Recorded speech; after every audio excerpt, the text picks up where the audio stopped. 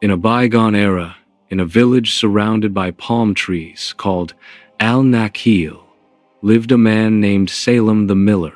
Salem was a simple man, owning a small mill he inherited from his father, barely enough to sustain his daily life. He owned his loyal donkey, Samid, who was his companion on the rough paths of life.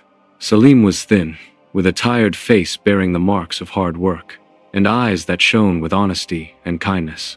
His wife, Fatima, a beautiful woman but always complaining about the lack of provision, dreamed of a larger house and a more luxurious life.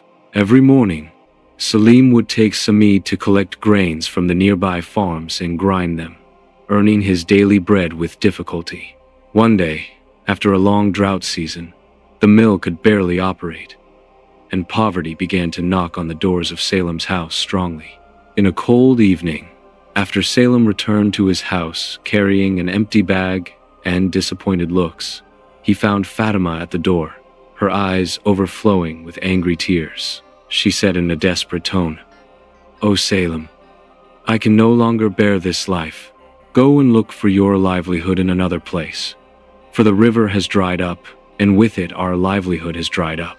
I see in you only a helpless man with whom my dreams have been lost."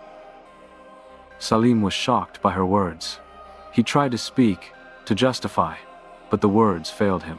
He gathered some of his few belongings, his worn cloak and some dates, and left his house, his heart wrung with pain.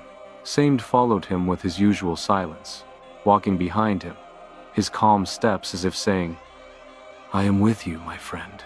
Salim and Samid walked far from the village until they reached the edges of the arid desert.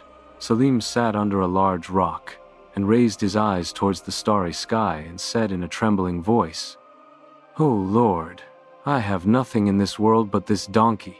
So be for me a helper and a good supporter."